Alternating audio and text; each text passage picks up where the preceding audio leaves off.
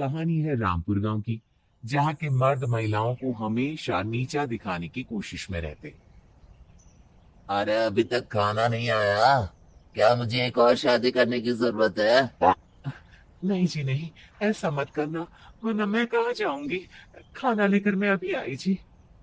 गांव की पंचायत में भी फैसले हमेशा औरतों के खिलाफ ही रहते। मैं जो फैसला सुनाता हूँ वो भगवान की आज्ञा होती है। इस लड़के ने अपने मन से शादी करके अच्छा नहीं किया। लड़के को घर भेज दो, इसकी शादी इसकी जाति की किसी लड़के से करवा दो। लेकिन ये लड़के, इसे तो गांव के बाहर निकाल दो। नहीं नहीं जमींदार साहब, ये क्या बोल रहे हैं? ऐसा नहीं हो सकता। मेरी बेटी मासूम है, इसे अच्छे बुरे की समझ नहीं है। अरे कहाँ जाएगी ये बेचारी? कहाँ जाएगी? इतनी चिंता है तो पूरे परिवार का गांव निकाला कर देते हैं। बेचारे, पूरे बसे बसाए परिवार को गांव छोड़ना पड़ता है। चाहे जो हो, अगर बेटियों को कंट्रोल नहीं कर सकते तो गांव में रहने का कोई मतलब नहीं है। यहाँ औरतों को दब कर रहना होगा। कोई भी अपने हिसाब से कुछ नहीं कर सकता। सब ईश्वर की मर्जी से ही होगा। तभी गांव का एक आदमी दौड़ा दौड़ा आता है। सरपंच साहब, जमींदार साहब, वो कालिया है ना, उसकी बेटी पढ़ने के लिए शहर जा रही है। अच्छा, ये कब हो गया? और कालिया की हिम्मत कैसे हो गई ऐसा करने की? लेकर आओ उसे और उसकी बेटी को। बस फिर क्या था, हाजिर हो जाते हैं कालिया और उसकी बेटी सरपंच के सामने। और कालिया, ये क्या सुनने में आ रहा है? बेटे को इंजीनियर बना रहा है तू? और ये बता, गांव में तो स्कूल नहीं है, फिर कहां से इतनी क्लास पास कर गई तेरी बेटी? राधा, जो कि कालिया की बेटी है, उसे लगता है कि सरपंच उसकी तारीफ कर रहे हैं। सरपंच जी, मैंने ऑनलाइन पढ़ाई की है, डिस्टेंस लर्निंग से। सभी में मैंने अच्छे नंबर पाए हैं, जिसे देखते हुए शहर की इंजीनियरिंग कॉलेज में मुझे स्कॉलरशिप मिली है। वाह जी वाह, क्या होती है ये? पहले तो ये बताओ, फिर आगे की बात करते हैं। पूरा गांव राधा की बात सुन रहा था और राधा बोलती जा रही थी। तो ऐसे मैं फ्री में एक अच्छी शिक्षा लेकर गांव में जो कुछ परेशानियां हैं, जैसे बिजली, पानी और इंटरनेट जैसी समस्याओं के लिए काम करूंगी। मैं गांव को शहर से जोड़ने के लिए पुल का निर्माण करवाने का प्रस्ताव रखूंगी। मुझे पूरी उम्मीद है कि जल्द ही हमारा गांव भी तरक्की की राह पर चल पड़ेगा। राधा की बात सुनकर सारे गांव वाले ताली बजाने लगते हैं। सरपंच को समझ नहीं आता कि वो क्या करे। चुप रह नादान लड़की। गांव के खिलाफ जाने के लिए तुझे गांव से बेदखल कर दिया जाएगा, वो भी पूरे परिवार के साथ। और हाँ, अगर ठीक से गांव में रहना चाहती है तो ये पढ़ाई लिखाई छोड़ दे। हम तेरे लिए गांव का कोई होनहार लड़का देखेंगे। तभी गांव का एक आदमी बोल पड़ता है। अरे नहीं नहीं सरपंच जी, राधा बिटिया जो बता रही है अगर वैसा हो जाए तो हम लोगों को पैसा कमाने के लिए बाहर नहीं जाना पड़ेगा। हाँ जी, और ना ही कोसों दूर पानी के लिए भटकना पड़ेगा।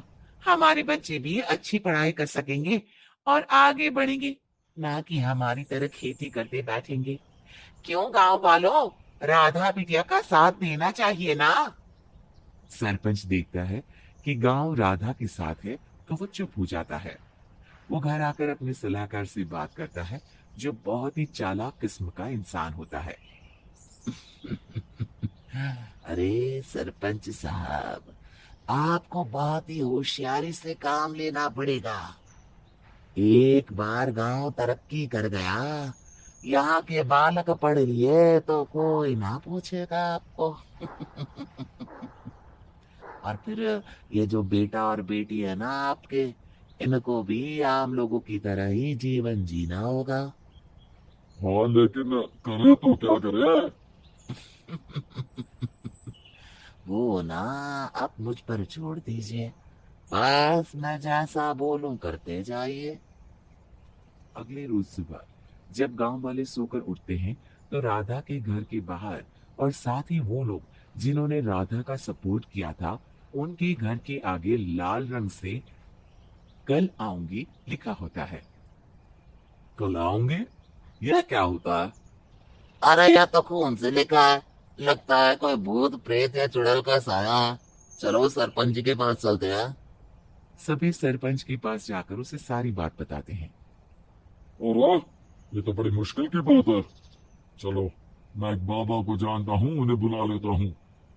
सरपंच बाबा को लेकर गांव के घर के बाहर जाता है।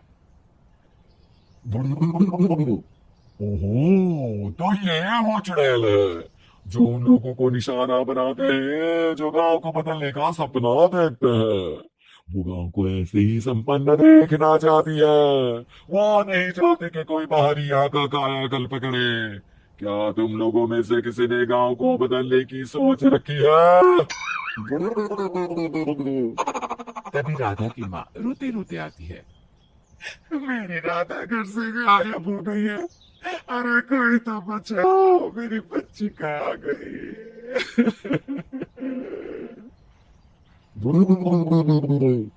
ले गई वो चुड़ैल, तेरी बच्ची को ले गई।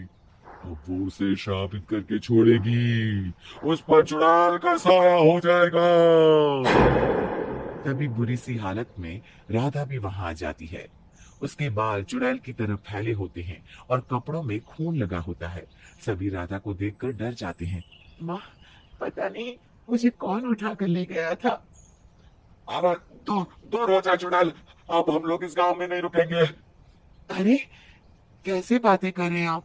कल तो आप मेरे भरोसे गांव का हुलिया बदलने, अपने बच्चों को पढ़ाने और तरक्की उन्नति की बात कर रहे थे। तो आज क्या हो गया आपको? ये फिर तुम लोगों को बहकाएगी। ये चुड़ैल गांव में आ चुकी है। ऐसे ही ये तुम्हारे घर के बच्चों को भी ले जाएगी। गांव वाले राधा को गांव से बाहर निकाल देते हैं। उसके माँ बाप रोते रहते हैं, लेकिन गांव वाले नहीं मानते। मैं भी अपनी बहन के साथ गांव के बाहर रहूंगा, लेकिन वो पढ़ाई नहीं छोड़ेगी। वहीं सरपंच के घर पर सलाहकार कहता है। देखा, सांप भी मर गया और लाठी भी नहीं टूटी। लेकिन अगले ही दिन सरपंच के घर के बाहर भी वही शब्द लिखे होते हैं। और फिर सरपंच की बीवी कहती है, हमारी बेटी को किसी ने अगवा कर लिया है। तभी राधा का भाई वहां आ जाता है। अरे गांव वालों, मैंने सरपंच जी की बेटी को देखा था। वो चुड़ैल उसे उठाकर ले जा रही थी। अरे क्या मजाक कर रहे हो? नहीं नहीं सरपंच जी, आप नहीं जानते। वो चुड़ैल अब आपकी बेटी में आ जाएगी, जैसे राधा के अंदर आ गई थी। तभी सरपंच की बेटी वैसी ही हालत में वहां आती है जैसे राधा आई थी। पापा पता नहीं कैसे मैं गायब हो गई थी। चुड़ैल, इसके अंदर भी चुड़ैल का साया है। मारो इसे। अरे नहीं नहीं, इसे भी राधा के पास गांव के बाहर ही भेज दो। अरे चुप रहो, मेरी बेटी कहीं नहीं जाएगी। और चुड़ैल बुड़ैल कुछ नहीं होता है। अरे कैसे बात कर रहे हो सरपंच जी? आप तो बोल रहे थे कि आपका फैसला भगवान का ज्ञान होता है। तो अपने पर बात आई तो अब आप ऐसे बोल रहे हैं। अरे ना ना ना, आपको अपनी बेटी को त्यागना ही होगा। अरे बुलाओ बाबा को। राधा का भाई बाबा को ले आता है, जिसे अब गांव वालों के डर के कारण सच बोलना पड़ता है। मैं कोई बाबा नहीं हूँ, मैं तो मोची था। ये सलाहकार महोदय ने मुझे कहा था एक्टिंग करने को। वो मुझे पैसे देने वाले हैं। मुझे माफ कर दो।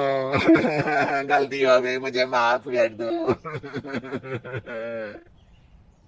तभी वहां राधा आ जाती है।